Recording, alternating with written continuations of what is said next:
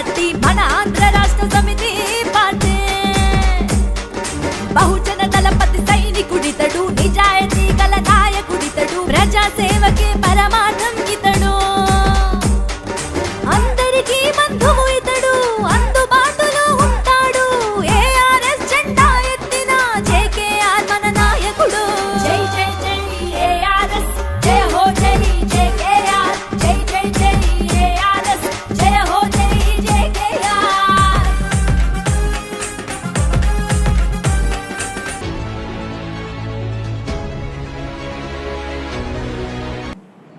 ఈ రాష్ట్రంలో మూడో పార్టీ ఏఆర్ఎస్ పార్టీ అధికారంలోకి వచ్చి తీరింది. 3 సంవత్సరాల నుంచి కనీసం నన్ను పెట్టిన ఇబ్బందులు సాధారణ వ్యక్తి అయితే ఉన్నాడండి. దేవుడు నన్ను ఒక శిల చేసి అట్లా ఉంచాడు. ఎందుకంటే నాతో ఈ 5 కోట్ల మంది ప్రజల్ని కోటీశ్వరం చేసేందుకు నాకు ధైర్యం వేయడానికి ఈ రకం చేశారనుకున్నా. అంతే, ఎక్కడ భయపడి ఆలోచిస్తూ ఉంటా. పెట్టిన ఇబ్బందులు పోతే పోయి, నేను 50 కోట్లు పెట్టి 50 కోట్లు పోయినా సిద్ధంగా ఉంటా. నా మీద రౌడీలు పంపించారు, గొడ్డళ్ళు ఇచ్చి పంపించారు. నేను సైట్లోకి వెళ్తే ఎన్ని చేసినా కూడా నేను అంతే చూస్తా ఉండేవాడిని. ఎందుకంటే సాక్షాత్తు దేవుడు వరం ఇచ్చిన బిడ్డ ఈ జేకేఆర్. ఎవరు అనుకుంటారు నేను మీ బిడ్డని, మీ దేవుడు బిడ్డని, నేను మీ బిడ్డనని. అది మాటల్లో చెప్పుకోవడం కాదు, సాక్షాత్తు నిజంగా వాస్తవంగా జరిగితే రాలి.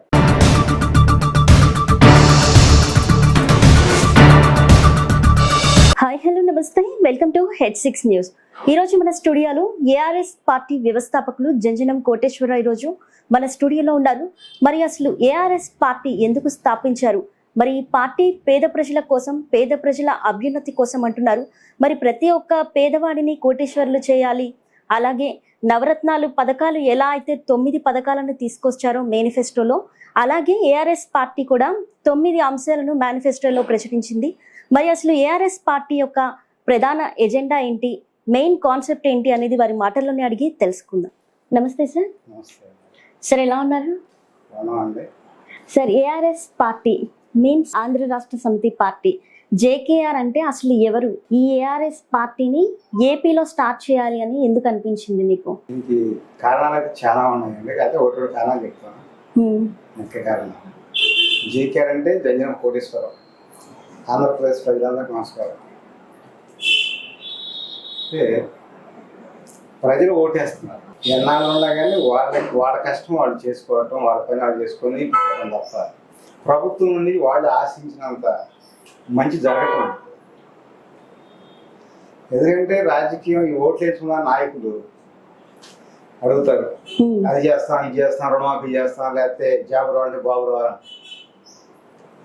తర్వాత గెలవగానే ఈ నాయకుల్ని ఈ ప్రజలు ఎవరిని దగ్గర డబ్బులు ఉన్న వాళ్ళందరూ అధికార పార్టీ ముఖ్యమంత్రి గారి దగ్గరికి చేస్తారు.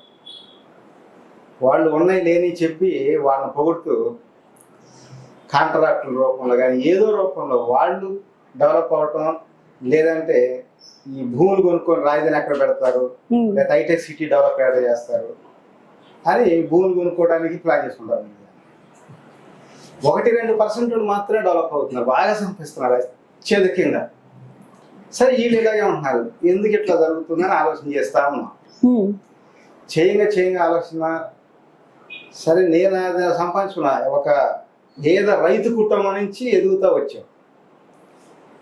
నేను ఎదిగినట్టు అందరూ ఎదగాలంటే నా దగ్గర ఉన్న ఆస్తి ఎంతమందికి ఇవ్వగలం, ఎంతమందిని డెవలప్ చేయగలం. ఓటు రూపంలో వీళ్ళు కనుక వేసి మనం అధికారంలోకి వస్తే ఈ పేదలందరినీ కోటీశ్వరం చేయడం పెద్ద సమస్య కాదు. 2,79,000 కోట్ల బడ్జెట్ ఉంది మన రాష్ట్రంలో సంవత్సరానికి. దీంట్లో ఒక 20%, ఒక 28-30 వేల కోట్లు ఏటా తీస్తే ప్రతి డోక్రా గ్రూప్కి రాజధానిలో 10 గజాలు కొనిపెట్టి రాజధానిలో రావచ్చు. ఎన్ని లక్షల గ్రూపులు ఉంటే అన్ని లక్షల గ్రూపులు. అట్లాగే ప్రతి రేషన్ కార్డుదారుని సొంత భూమి రైతుని చేయొచ్చు. ఎందుకంటే 4 తరాలు పనిచేసిన 1 ఎకరం కొనలేని కుటుంబాలు లక్షలాది కుటుంబాలు. అందుకని ఇంకా 2-3 తరాలు పనిచేసినా కూడా కొంటారని గ్యారెంటీ ఇస్తాం. కష్టపడితే రూపాయలకు ఏ రోజు చేసుకోవడం తింటం సరిపోతారు. అందుకని మనం ప్రతి రేషన్ కార్డుదారునికి సొంత భూమి కొనిపెట్టి దాంట్లో శ్రీగంధ ఎర్రచందన మొక్క లాంటివి నాటిస్తే 10 సంవత్సరాలు 10 కోట్ల ఆస్తి పనులు అవుతారు, ఆర్థికంగా ఎదుగుతారు అని ఇవన్నీ ఆలోచించేసి ఇవన్నీ చేయాలంటే ఈ గవర్నమెంట్ని ప్రశ్నించాలని ఒక ఆయుధం కావాలి. ఆ ఆయుధమే ఏఆర్ఎస్ ఆంధ్ర రాష్ట్ర సమితి పార్టీ. ఇప్పుడు తీసుకొస్తే ఏపీలో బీజేపీ కానీ, టీఆర్ఎస్ కానీ, జనసేన కానీ, వైసీపీ కానీ ఇన్ని పార్టీలు ఉన్నాయి, ఇప్పటి నుంచో గుర్తింపు ఉన్నాయి. బట్ కాకుంటే ఇన్ని పార్టీలు ఉన్నా కానీ మరి మీ గుర్తింపు లేని పార్టీ పోటీ పడగలదు అనుకుంటున్నారా? ఆలోచనే పెట్టుబడి, ధైర్యమే సాహసం. 1,00,000 అడుగులు ఒక అడుగుతోనే ప్రయాణం మొదలైంది. అట్లాగే ఏదైనా సాధించాలి అంటే ఖుషి పట్టుదల ఉంటే సాధించలేదంటూ ఏదీ లేదు. వీళ్ళు ఒక్కొక్క ఎమ్మెల్యే నేను 50 కోట్లు ఖర్చు పెడుతున్నా అంటున్నారు, ఓ ఇంటికి మేము 5,000 10,000 పంచుతాం అంటున్నారు. ఒక్కొక్క ఎమ్మెల్యే 50 కోట్లు ఖర్చు పెట్టినా ఇంటికి 5,000 ఇచ్చినా మన విధానాలు చూసి ప్రజలు 100 రూపాయలు సందా ఇచ్చి మరీ ఓటేయాలి. అలాంటి విధానాలు తీసుకొచ్చాం. ఎన్నో డబ్బులు చూస్తారు, ఒక టీ తాగినంత టిఫిన్ చేసినంత ఒక 100 రూపాయలు. ఇలాంటి పేద పార్టీ 100 రూపాయలు సందా ఇచ్చినా ఓటేస్తే ప్రజలందరూ కోటీశ్వరులు అవుతారు.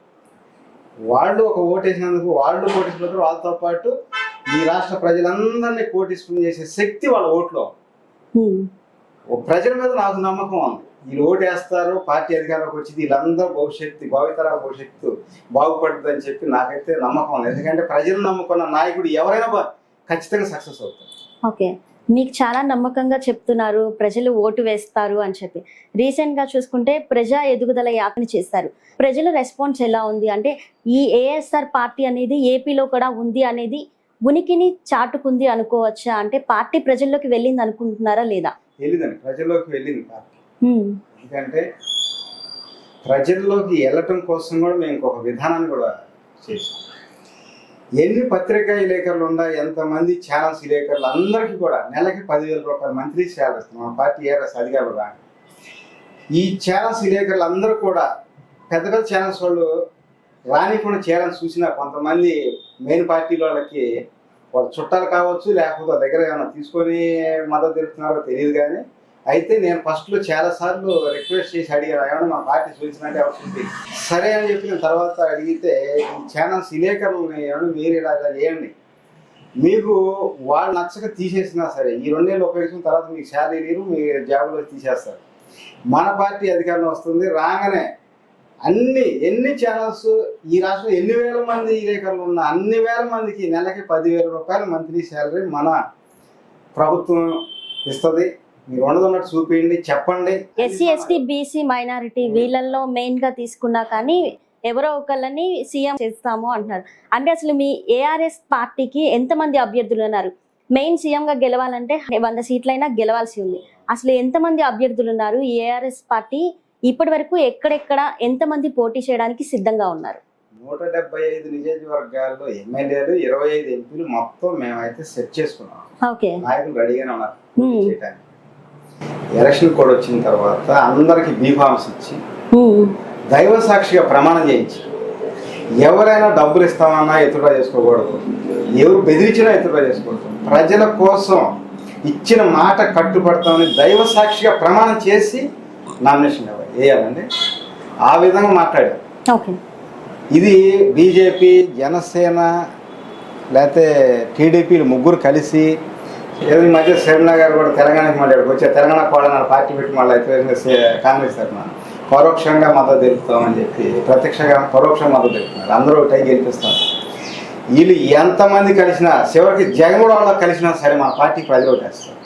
వీళ్ళ అవసరానికి ఉపయోగించుకునే అవసరం తిన్నాక ఎవరి వాళ్ళే ఏమన్నా తీరన్నట్టు. మళ్ళీ ఇప్పుడు ప్రజలు ఈ పార్టీలన్నిటి మీద అదే రకంగా ఇసిరిపోయి ఉన్నారు.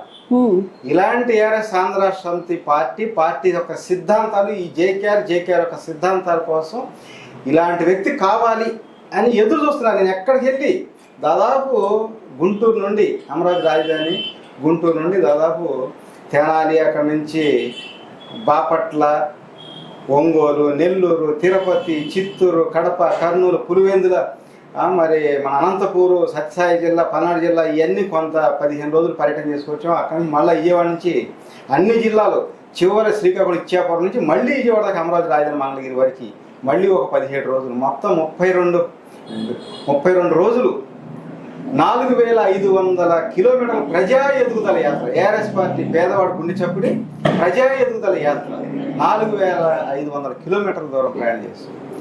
ఎక్కడ అడిగినా కూడా చాలా ఆనందంగా ఉన్నారు. అయ్యా ఈ కటికి ఎండలో నీకు అవసరమా అంటారు. ఈ జనం మారుతారా అంటారు. మారుతారండి. మనం పట్టుదలకి ఎప్పుడైతే ఉన్నామో వాడు మారాలి, వాడు మారేటట్టుగా కష్టపడాలి. నా చెమట వచ్చినా సరే కష్టపడతా. జంజనం కోటేశ్వరరావు గారు ఇంతకు ముందు చూసుకుంటే సర్పంచ్ గా పోటీ చేద్దాం అనుకున్నారు. అంటే ఒక ఊర్లోనే అవకాశం ఇవ్వలేదు. ఇప్పుడు ఏకంగా రాష్ట్రానికి సీఎం అవ్వాలి, అధికారంలోకి రావాలి అనుకుంటున్నారు. మరి ప్రజలు అవకాశం ఇస్తారు అనుకుంటున్నారు? ఇక్కడ ఒక విలేజ్ సర్పంచ్ కి ప్రజలు అవకాశం ఇవ్వాలా, ప్రజలు ఇండిపెండెంట్ కూడా అవకాశం ఇస్తా ఉన్నారు. కొంతమంది స్వార్థపు నాయకులు వాళ్ళ ఒక్కొక్క సాట వాళ్ళు చేసే అవినీతి మేము చెప్పాల్సిన అవసరంలా, అవన్నీ బయటపడతాయని చెప్పి నాయకులు ఇవ్వాల. తర్వాత పెద్ద పెద్ద నాయకులు కూడా మా దగ్గర మాజీ మంత్రులు, ఎమ్మెల్యే, మాజీ ఎమ్మెల్యేలు కూడా ఉన్నారు. మేమున్నా మేము ఇస్తా ఉన్నారు. కానీ ఊళ్ళో నాయకులు ఒకటి సామాజిక వర్గాలను 2 పార్టీలు వాళ్ళు కావాలని ఇవ్వనే లేదు. ప్రజలైతే ఫస్ట్ 2 సార్లు ఓసీ చేసుకున్నారు. నాకు ఇస్తాం, బీసీకి వచ్చింది ఇస్తాం. తర్వాత ఏం చేశారు, నేను ఇండిపెండెంట్ గా పోటీ చేసినా ప్రజలు ఆదరించడానికి సిద్ధంగా ఉన్నా. ఆ టైంలో ఏం చేశారంటే ఎస్సీ రిజర్వేషన్ చేసి బీసీకి వచ్చింది. మీ మిసెస్ మేడం గారు బయటికి రారు కదా పాపం, అందుకని జనరల్కి మార్చాము, జెంట్స్కి మార్చాము, నువ్వు పోటీ చెయ్యి బాగుంటుంది అని చెప్పి తర్వాత మరి గంటలో ఎస్సీ మహిళ చేస్తాం. సరేనండి అనుకున్నాం. అంటే మళ్ళీ రెండోసారి అదే జరిగింది రిపీట్. ఓకే అంటే మీరు ఎస్సీని సర్పంచ్ చేస్తారు అంటే ఎస్సీ చేస్తే బీసీ నామినేషన్ వేయడానికి ఉండదు కదా, ఇండిపెండెంట్ గానే గెలుపుతానికి నామినేషన్ వేయడానికి కూడా లేకుండా చేశారు. మీరు సర్పంచ్ చేస్తారు, మీరు సీఎంఏ చేస్తాం ఎస్సీని ఎందుకు చేయకూడదు? ప్రజల ఓట్లు ప్రజలు వేసుకుని ప్రజల పరిపాలన ప్రజలే చేసుకోవాలి అని అప్పుడు ఒకసారి ఆలోచించాం. అంటే ఓన్లీ ఒక్క సర్పంచ్ సిటీ లేదని పార్టీ స్థాపించడం అది జరిగే పని కదా, ఎంతో మంది ఉన్నారు. అంటే అప్పుడు అవకాశం ఇవ్వలేదు కదా, ఇప్పుడు ఏకంగా రాష్ట్రానికి సీఎం అవ్వాలి అన్న కాన్సెప్ట్ తో ఉన్నారు. సో ప్రజలు అవకాశం ఇస్తారు అనుకుంటున్నారా? అంటే ఇప్పుడు పార్టీలో కార్యకర్తలు కానివ్వండి, నాయకులు కానివ్వండి, మీ అభ్యర్థులు ఉన్నారు ఇప్పుడు 175 నియోజకవర్గాలకు సంబంధించి, వీళ్ళందరి మద్దతు మీకు ఎట్లా ఉంది అనేది? ప్రజలైతే కొత్తదనం ఎన్నుకుంటున్నారు, కోరుకుంటున్నారు. చెప్పాం కదా, 82కు ముందు ఎన్టీఆర్ పార్టీ పెట్టకుండా 35 ఏళ్ళు కాంగ్రెస్ పార్టీతో ఇసికిపోయి ఎలా ఉన్నారు ఏపీలో. ఇప్పుడు కూడా ఈ 2 కుటుంబాలు 30 సంవత్సరాల నుంచి 2 కుటుంబాలు 2 వ్యక్తులు అన్నట్టుంది. అంతకుముందు 10 ఏళ్ళు అయిపోయినాయి. తర్వాత 94లో నాకు ఊహొచ్చిన కాడి నుంచి ఎన్టీ రామారావు గారు గెలిచిన తర్వాత చంద్రబాబు నాయుడు గారు 95లో సీఎం పదవి తీసుకున్నారు. అక్కడి నుంచి 2 కుటుంబాలు 2 వ్యక్తులు. ఇవాళ చెప్పాలంటే 2 కుటుంబాలు 2 వ్యక్తులు కాదు, 2 పార్టీలు 2 కుటుంబాలు 4 పార్టీలు 4 నాయకులాగా ఉంది. 2 కుటుంబాలు 4 పార్టీలు 4 నాయకులు. ఏం చేసినా వీళ్ళు తిట్టుకోవడం కూడా అంతే ఉంటుంది. అసలు ఇవాళ ఎవరితో పోల్చకూడదు. అవినీతి అవినీతి అవినీతి అంటారు, జగన్ అవినీతి చేసినట్టు. వాళ్ళు ఏమంటారు, నువ్వు ఎన్నిపోటు పొడిచావు అంటారు. అంటే ఎటువంటిదంటే షార్ట్ కట్ లో వస్తే నువ్వు రా, లేకపోతే నేను వస్తా, 3 వ్యక్తి రావద్దు అని ప్రత్యక్ష కాకుండా పరోక్షంగా చెప్పుకున్నట్టు ఉంటుంది. నాకు వీళ్ళు చెప్పుకునేది ఇంతే ఉందని ప్రజలకు అర్థమవుతుంది. అయితే 3వ వ్యక్తి ఎవరన్నా వచ్చి నిలబడితే ఓట్లు వేయటా ప్రజలు సిద్ధమన్నారు, నాయకులు కార్యకర్తలు అందరూ సిద్ధమన్నారు. ఇక్కడ నిలబడే వాళ్ళు వంటల ఖచ్చితంగా పనిచేసి నిలబడితే ప్రజలు ఓట్లు వేస్తారు. అందుకని పేద రైతు కుటుంబం నుంచి అంచెలంచెలుగా ఎదుర్కొంటా వచ్చిన నేను 30 సంవత్సరాల నుంచి ఈ పెద్ద వాళ్ళు ఎట్లా ఉంటుందంటే అండి, మీరు ఓ పేదోడు 15 రూపాయల అప్పడిగిన ఇరు, అదే పేదోళ్ళు 1 ఎకరం కానీ కొనుక్కున్నారు నెట్టకుండా అదృష్టం బాగుండిపోయి కష్టపడి ఈ ఎకరం ఎలా అమ్మేయాలి వీడి చేత అంటే నేను కొంచెం స్ట్రాంగ్గా మాట్లాడతానండి, ఏమనుకోవాలండి. ఆ ఎకరం ఎలా అమ్మేయాలంటే వీళ్ళు ఎవరో అక్కడ పోయి ఆయన ఇబ్బంది ఉన్నప్పుడు 1,00,000 ఎంత అప్పిస్తారు. తర్వాత ఏం చేస్తారు, సమయం చూసి డబ్బులే సమయం చూసి అప్పుడుతారు, పోయి బాగా ఒత్తిడి చేసి ప్రెజర్ పెట్టి అడుగుతారు. తర్వాత మళ్ళీ వీళ్ళు ఇంకొక 2 పంపిస్తారు. అబ్బాయి ఎందుకయ్యా నువ్వు మీ తాత కాడి నుంచి మీరు చాలా మంచి కుటుంబం, ఈ ఎకరం అమ్మేసి కడితే మంచి పేరు వచ్చింది మీకు అని చెబుతారు. ఆయన ఆ ఎకరం అమ్మేసి కడతారు. అంటే పేదోళ్ళకి పొలాలు ఉండకూడదు, ఇక ఎస్సీ ఎస్టీ బీసీ మైనార్టీలు పొలాలు ఉండకూడదు. 1-2 సామాజిక వర్గాలు 1-2% వాళ్ళు వాళ్ళకి మాత్రమే భూమి ఉండాలి, వాళ్ళే కోటీసులు అవ్వాలి. వీళ్ళు మాత్రం ఎప్పుడు పని చేయాలి, పని చేసి కష్టపడి వీళ్ళకి బానిస బతుకులు బానిసత్వం మాత్రమే ఉండాలి వీళ్ళకి అనేది వాళ్ళ ఆలోచన. ఇవన్నీ పోయి బళ్ళు ఓళ్ళ బడులాగా ఈ పేదల సీఎం అవ్వాలి, పేదల ఓట్లు పేదలు వేసుకోవాలి, ఈ ప్రజల్ని కోటీశ్వరులు చేయాలంటే ఏం చేయాలని ఇవన్నీ ఆలోచన చేసి నేను ఒక 30 సంవత్సరాల నుంచి ఆలోచిస్తా ఉండేవాడిని. ఇలా ఒక్కరోజు అనుకున్నది కాదు ఇది. 30 years నుంచి. 30 years నుంచి. అంటే అప్పటి నుంచి రాజకీయాల్లో ఉన్నారా, లేదంటే ఏదైనా పార్టీలో పని చేశారా కార్యకర్తగా? అటు ఇటు నేను ఏ పార్టీ పనిచేస్తే ఆ పార్టీ గెలిచి తీరింది. మా ఊరు నాయకులు ఎంక్వైరీ చేసిన అదే ఉంటుంది. ఓకే. నేను కల్మషం లేకుండా నేను డబ్బులు తీసుకుని ఇటు అటు ఓటేయటం, ఆ డబ్బులు ఇటు ఏమని చెప్పను. అంటే మీరు పార్టీకి సపోర్ట్ చేస్తారా, వ్యక్తికి సపోర్ట్ చేస్తారా? వ్యక్తికైనా పార్టీకైనా వాళ్ళు చేసే మంచి పనులు బట్టి చేసేవాళ్ళం సపోర్ట్. ఓకే. నేను సపోర్ట్ చేసానంటే చెప్పే చేస్తాను. తెలుగుదేశం లో తెలుగుదేశం గెలిపిస్తాను గెలిపించేవాడిని, కాంగ్రెస్ లో కాంగ్రెస్ గెలిపిస్తాను గెలిపించేవాడిని. ఓకే. అట్లా పట్టుదలగా మాట ప్రకారం చేసేవాళ్ళు. ఇక ఎన్ని ఆలోచిస్తే మరి ఒక 3 సంవత్సరాల నుంచి ఉందండి, హైదరాబాద్ లో నేను ఒక వెంచర్ వేసాను. చంద్రబాబు బినామీ అంట, మీరు చెప్పుకున్న ఇలాగే ఉండాలి. పేరెంట్ గ్రూప్ హరిబాబు, చిత్తూరు జిల్లా, తిరుపతి. ఆయన నువ్వే పెద్ద పుడిగివా నాయకో చెంచడానికి విజయవాడ నుంచి వచ్చి అని చెప్పి నేను కొన్న భూమి మీద కబ్జా చేపించి, నేను కొన్న భూమి మీద కోర్టులో వేయించి 10 కోట్ల కేసు 10 కోట్ల ఓడిచ్చేసాను. నాకు న్యాయం నాకళ్ళ పక్షాన వచ్చింది. డబ్బులన్నీ కట్టనిస్తారు. అక్కడ బిఆర్ఎస్ నాయకులు, గ్రామ సర్పంచి, మండల అధ్యక్షుడు నాకు అమ్మారు. ప్రభాకర్ రెడ్డి అని అతని భూమి వీళ్ళు కలిపి నాకు అమ్మిచ్చారు, కొనిపించారు. డబ్బులన్నీ తీసుకున్నాక దారి ఆపేశారు. దారితో అని తర్వాత నేను దారితో 40 ఎకరాలు తీసుకున్నాను. ఆ 40 ఎకరాలు కూడా ఇబ్బంది పెట్టారు. మళ్ళీ ఇలా కానివ్వకుండా 3 సంవత్సరాల నుంచి కనీసం నన్ను పెట్టిన ఇబ్బందులు సాధారణ వ్యక్తి అయితే ఉన్నాడండి. దేవుడు నన్ను ఒక శిల చేసి అట్లా ఉంచాడు. ఎందుకంటే నాతో ఈ 5 కోట్ల మంది ప్రజల్ని కోటీశ్వరం చేసేందుకు నాకు ధైర్యం వేయడానికి ఈ రకం చేశారనుకున్నా. అంతే, ఎక్కడ భయపడిన ఆలోచిస్తూ ఉంటారు. పెట్టిన ఇబ్బందులు పోతే పోయి నేను 50 కోట్లు పెట్టి 50 కోట్లు పోయినా సిద్ధంగా ఉంటా. జగన్ గారు 2019 గెలవంగానే 3 రాజధానుల వీళ్ళు ఎక్స్ప్రెస్ హైవే రోడ్డుకి 2వ సంతకం చేశారు. తొలి సంతకం వృద్ధాప్య 4 ముక్కలు చేసి 2వ సంతకం చేశారు. చేసినప్పుడు ఏం చేశారు, 7 నెలలు ఆగినాక ఇక్కడ పొలాలను అమ్ముకొని విశాఖలో హైదరాబాద్ కొనుక్కొని రియల్ ఎస్టేట్ చేసుకోవడం కోసం అప్పుడు సంతకం చేశాడు. 3 రాజధానులు అన్నారు. సంతకం చేసిన 7 నెలలకి అప్పుడు నేను వాళ్ళు లాసిపోయాను. సర్లేని చెప్పి హైదరాబాద్ ఎంచేస్తే వాళ్ళు అట్లా చేశారు.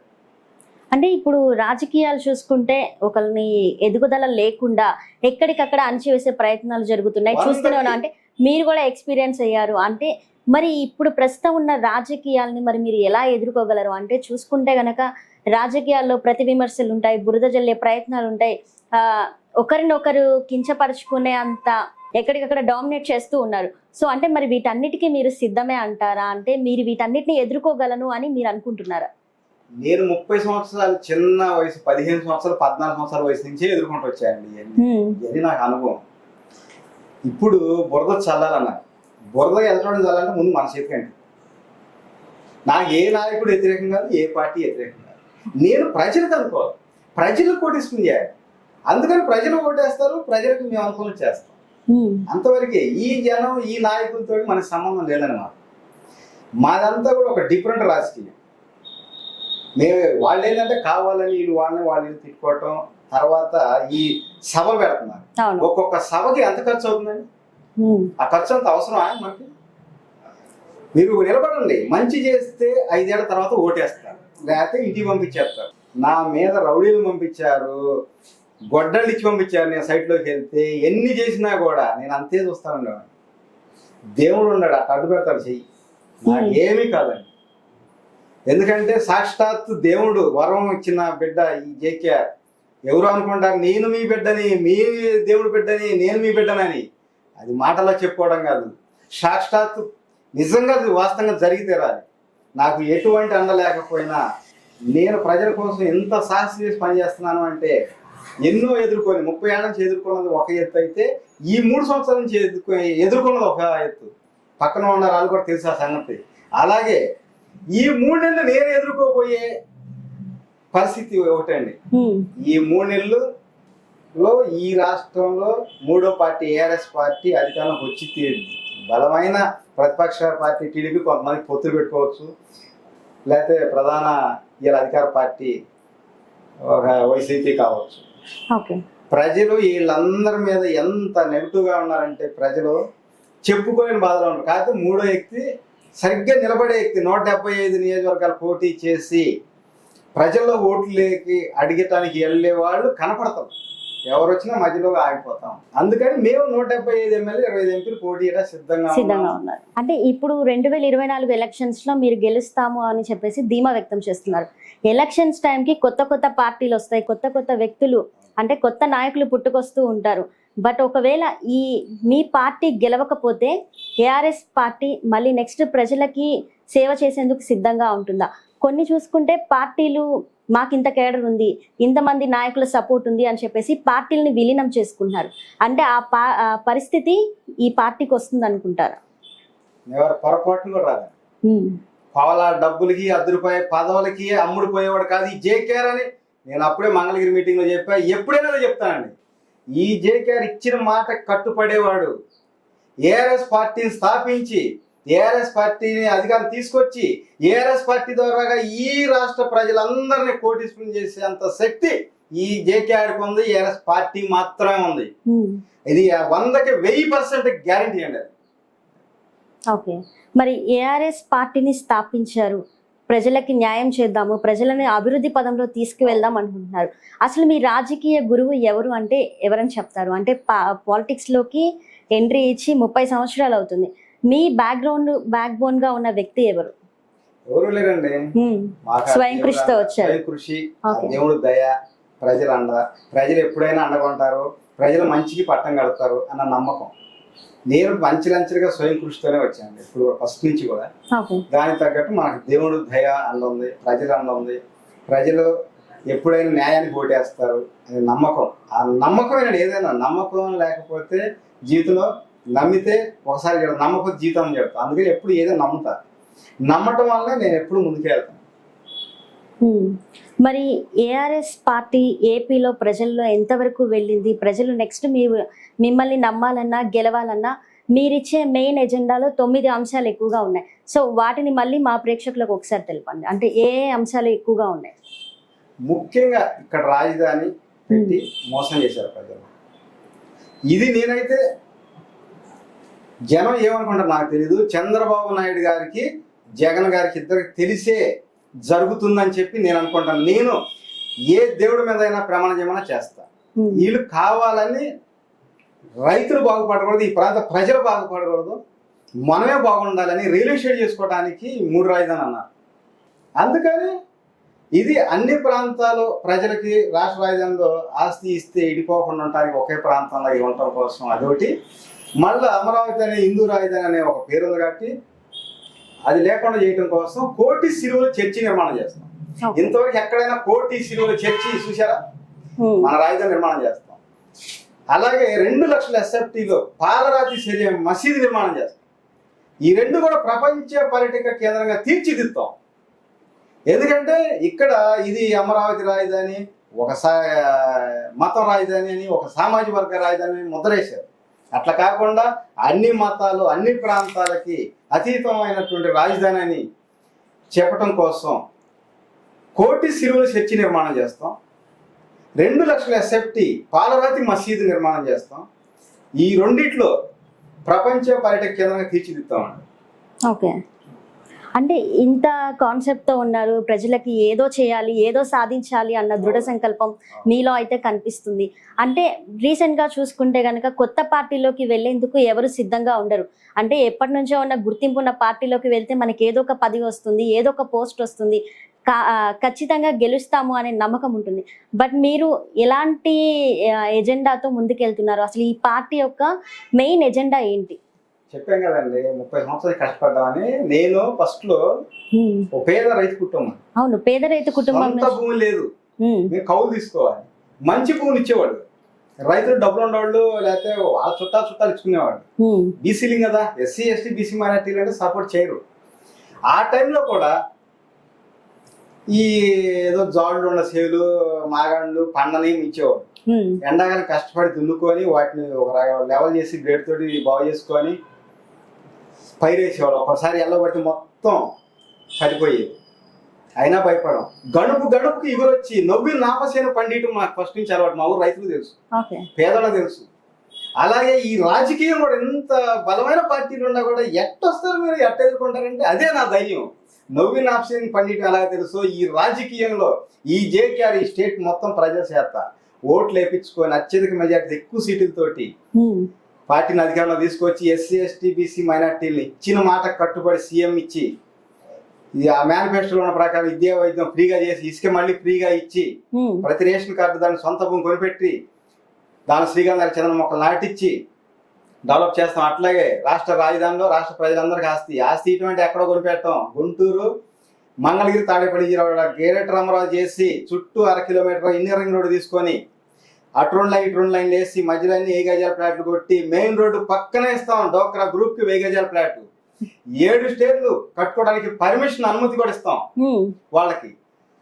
ఎక్కడ ఈ రాష్ట్రంలో కాదు, ఈ దేశంలో కాదు, ప్రపంచంలో ఎక్కడ లేనంత గొప్ప మహోన్నత ఈ అమరావతి రాజధానిలో జరగబోతుంది. ఇవన్నీ జరగాలంటే పేదవాళ్ళు పెట్టే పెట్టుబడి ఏంటంటే ఒక ఓటు మాత్రమే. మీరు కోటీశ్వరులు అవుతారు, మీతో పాటు ఈ రాష్ట్ర ప్రజలందరినీ కోటీశ్వరులు చేసే శక్తి మీ ఓట్లో ఉంది. ఈ కొత్త పార్టీ వచ్చి ఓటు అడగలేదు కదా, వీళ్ళు స్లిప్పులు పంచలేదు కదా అని ఆలోచించవద్దు. ఒక ఓటరే, మీరే నాయకుడు, మీరే ఎమ్మెల్యే, మీరే సీఎం అనుకోండి. ఆలోచన చేసి మీరు ఓటేస్తే వాళ్ళు సీఎం అవుతారు. అందుకని మీరు ఆలోచన చేసి ఓటేయండి. ఓటేసి మీరు కోటీశ్వరండి, మీతో పాటు ఈ రాష్ట్ర ప్రజలందరినీ కోటీశ్వరండి. అంత గొప్ప శక్తి ఉంది మీ ఓట్లో. భావితరాల భవిష్యత్తు, బంగారు భవిష్యత్తు చేయండి.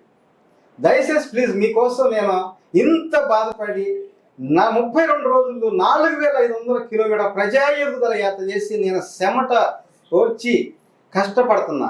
నా బాధను అర్థం చేసుకోండి. మీరు ఒక ఓటు, ఎన్నోసార్లు మీరు అటేశారు ఇటేశారు, గెలిపించారు, మహామహానాన్ని దించారు, మహామహానాన్ని గద్దెనెక్కించారు. అలాగే ఇవాళ ఈ యొక్క స్వార్థప రాజకీయ నాయకులు అందరినీ కూడా గద్దెని దించేసి మీకు మీరే పరిపాలన చేసుకొని ఓటేసుకోండి, మీకు మీరే సంపాదించుకునేట్టు చేసుకోండి. 100కు 100% ఇచ్చిన మాట కట్టుబడి ఉంటాయి. ఎక్కడైనా ఎవరైనా మాట తప్పినా, ఎక్కడైనా అవినీతి చేసినా ఆ నిమిషం నా చొక్కా పట్టుకొని అడగండి, రిజైన్ చేసి మళ్ళీ మళ్ళీ అవకాశం ఇద్దాం. ఓకే, ఏఆర్ఎస్ పార్టీ వ్యవస్థాపకులుగా జంజనం కోటేశ్వరరావు అందరికీ సుపరిచితమే. అసలు మీ ఫ్యామిలీ బ్యాక్గ్రౌండ్ ఏంటి, ఎక్కడ పుట్టారు, అంటే ఈ పార్టీ పెట్టిన తర్వాత ఫ్యామిలీ సపోర్ట్ ఎలా ఉంది సార్? ఫ్యామిలీ సపోర్ట్ మాకు ఎప్పుడు ఉండదండి. ఓకే, నేను ఏ పని చేసినా వాస్తవం మంచి పనికే చేస్తా. మా నాన్నగారు కూడా ఒకటేనే. అంటే మనకెందుకు ఈ రాజకీయాలు, మీరు రాజకీయాల్లోకి వెళ్ళడం అవసరమా, మీకెందుకు ఇవన్నీ అని చెప్పి ఎక్కడో చోట మనం వింటూనే ఉంటాము. ప్రతి ఒక్కరిని ఫస్ట్ ఒక అడుగు ముందుకు వేస్తుంటే 100 ప్రశ్నలు వస్తాయి, అది 1000 సమాధానాలు చెప్పాల్సిన పరిస్థితి ఉండదు. సో అలాంటి పరిస్థితి మీరేమైనా ఎదుర్కొన్నారా సిచ్యువేషన్? ఆ దేవుడి దయతోటి నేను ఏ పని చేసినా మంచి పని చేస్తాను. మా నాన్నగారు కూడా నేను ఏం చేసినా మాట్లాడేవాడు, నువ్వు చేసే పనులు న్యాయం ఉంటుందని చేయమనేవాడు. ఓకే, అయితే రాజకీయాలు ఎందుకు మనకు అనేవాడు, మన దాకా రానిస్తారా వీళ్ళు, ఎందుకు వాళ్ళతోటి మనకి అనేవాడు. కాకపోతే చేయాలి, తపన మార్గం ఉంటుంది, మనసుంటే మార్గం ఉంటుంది, చేయాలి. తర్వాత మా ఫ్యామిలీ అన్నారు, మా వైఫ్, మా మేడం మిస్సెస్, ఆమె కూడా ఎప్పుడు కూడా నా మాటకి ఎదురు చెప్పాలి. నేను ఏం చేస్తానని చేయమంటారు అంతే. నువ్వు డబ్బులు ఖర్చు పెడుతున్నావని కానీ, సంపాదించట్లేదని కానీ, సంపాదిస్తున్నావని కానీ ఎప్పుడు ఏమి మాట్లాడతాను. నిజంగా భాగస్వాములు అంటే తల్లి తర్వాత తల్లిలాగా ఒక భార్య ఆ రకంగా సపోర్ట్ చేస్తున్నా అంటే మా మేడం గారు నాకు నిజంగా ఆనందం. అట్లాగే మా బాబు ఉన్నారు, మా పాప ఉన్నారు, వాళ్ళు కూడా ఎప్పుడు ఏం మాట్లాడరు. నేను చేసే ప్రతి పనిలో న్యాయం ఉంటుందని మా తాతగారు కానీ, మా నాన్నగారు కానీ, మా వైఫ్ గారు కానీ, అట్లాగే మా పిల్లలు ఇద్దరు కూడా ఎప్పుడు ఎవరు మాట్లాడారు. ఓకే, ఫ్యామిలీ అంతా సపోర్ట్ ఫుల్ సపోర్ట్. నేను ఏం చేసినా అది. ఓకే, నువ్వు చేసే పని న్యాయం ఉంటది, నువ్వు ఎవరికి అన్యాయం చేయవు. ఒకవేళ పొరపాటున అన్యాయం చేస్తే నాకు నేనే శిక్ష వేసుకుంటాను, నాకు నేనే శిక్ష వేసుకుంటా అలాంటి వ్యక్తిని. ఎందుకంటే తప్పు చేయకూడదు, ఫస్ట్ నుంచి కూడా అదే భావంతో ఉందాం, ఇప్పటికి కూడా అదే భావం. తప్పు చేస్తే నాకు నేనే శిక్ష చేసుకుంటా. అలాంటి వ్యక్తిని జేకేఆర్ అంటే మాట ఇచ్చామంటే 3 రాజధాని ఇదే ఇల్లు కట్టుకున్నా అని చెప్పి మాట తప్పటం, ఇవాళ ఈ శాఖలో ఇల్లు కట్టుకున్నాను మళ్ళీ అని చెప్పి మళ్ళీ రేపు ఈ శాఖలో కూడా ఉండదు రాజధాని. కాకపోతే చెప్పుకుంటారు, నేను అలా అనాల్సిన అవసరంలా. కొంతమంది ఉన్నారు, జాబు రావాలంటే బాబు వచ్చాడు, జాబ్ వచ్చిందా, ఆ తర్వాత రుణమాఫీ ముక్కు పొడతో సహా ఇంటికి పంపిస్తాను. పంపించాడు. ఎక్కడ చేశారు రుణమాఫీ? వడ్డీలు కూడా దానిలో ఇచ్చినాయి 2-3 కిస్తీలు. దాంట్లో ఈయన వృద్ధాప్య విషయంలో 4 ముక్కలు చేశాడు, ఆయన రుణమాఫీ 5 ముక్కలు చేశాడు. అది కూడా ఒక 10% పూర్తి కాదు. 42,000 కోట్ల రుణమాఫీ. మనం మాట ఇచ్చేటప్పుడు ఉండాలి. 42,000 కోట్లు కాదు, 1,00,000 కోట్లు ఉన్నా సరే తీరవచ్చు. చెప్పే కదా, గుంటూరు, మంగళగిరి, తాడేపల్లి, విజయవాడ, గ్రేటర్ అమరావతి చేసి ఆనాడు చుట్టూ 1 కిలోమీటర్ ఇన్నర్ రింగ్ రోడ్డుకి తీసుకుంటే భూసేకరణ అప్పుడు 4 లక్షలు గవర్నమెంట్ యాక్షన్. 2.5% కడితే ఎకరా 10 లక్షలు. 1,00,000 ఎకరాలు సేకరణ చేసిన 10,000 కోట్లు అయ్యి వాటిల్లో మొత్తం అటువంటి లైన్లు వేసి మధ్యలో మొత్తం ఎకరా పాట పెట్టి అమ్ముంటే వాళ్ళు ఎస్సీలు వాడుకుంటారా, ఎస్టీలు వాడుకుంటారా, బీసీలు వాడుకుంటారా, మైనార్టీలు వాడుకుంటారా, కాప, కమ్మ, రెడ్డి ఎవరైనా పడుకోవాలి. ఆ రోజు అలా పెట్టి ఉన్నట్టయితే ఎకరా 4-5 కోట్లు కొనేవాడు. 1,00,000 ఎకరాలు దాదాపు 4-5 లక్షల కోట్లు వచ్చి మాట తగ్గేది, మూట తగ్గేది. ప్రపంచ మేధావి అంటారు. ఏదైనా ప్రపంచ మేధావి ఇదేనా? భూ సమీకరణకి వెళ్ళి టైం వేస్ట్ చేసి అక్కడ ఆ రైతులు పాపం ఇబ్బంది. 2020 సంవత్సరం ఫస్ట్ కరోనా టైంలో విశాఖలో LG pharma company gas company వెళ్ళినాను. వెంటనే నేను మోడీకి ఫోన్ చేశాను, ప్రత్యేక విమానం ఇచ్చాడు, నేను రేపు పొద్దున వెళ్తున్నాను. మళ్ళీ వాళ్ళ జగన్ గారు వైపు గారిది, విజయసాయి రెడ్డి కూతురు గారిది అన్నారు ఆ కంపెనీ. అనగానే మళ్ళీ తెల్ల కోల.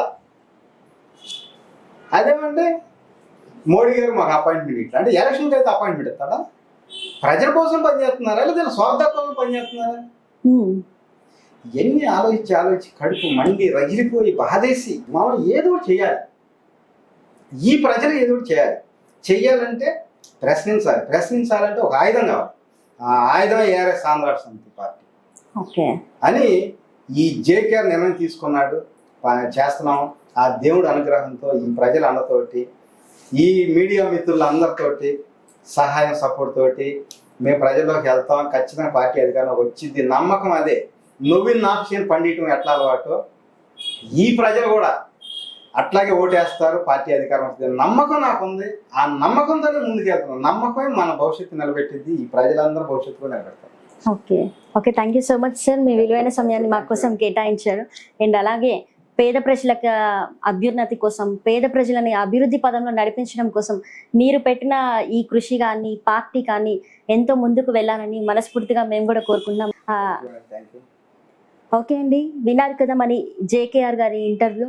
పేద ప్రజల అభ్యున్నతి కోసం, అభివృద్ధి పదంలో నడిపించడం కోసం, ప్రతి ఒక్క పేదవాడి సమస్యను పరిష్కరించడం కోసం తాను ఒక బాణంగా ముందుకొస్తూ అలాగే పార్టీని అధికారంలోకి తీసుకురావాలనే దృఢ సంకల్పంతో ఉన్నారు. ఎన్నో గుర్తింపు ఉన్న పార్టీలు ఇప్పుడు పోటాపోటీ హోరాహోరీ నడుస్తున్నా కానీ తాను అధికారంలోకి రావాలి, తమ పార్టీ నుంచి ప్రజలు ఎంతో కొంత సేవలను అందించాలి అనే లక్ష్యంతో ముందుకు తీసుకొస్తున్నారు. మరి ప్రజలకు అండగా నిలబడాలని మనం కూడా కోరుకుందాం. సో ఇది వాటి ఫేస్ టు ఫేస్ కార్యక్రమం. మరొక గిస్తో మళ్ళీ కలుద్దాం. అంతవరకు సెలవు. నమస్కారం.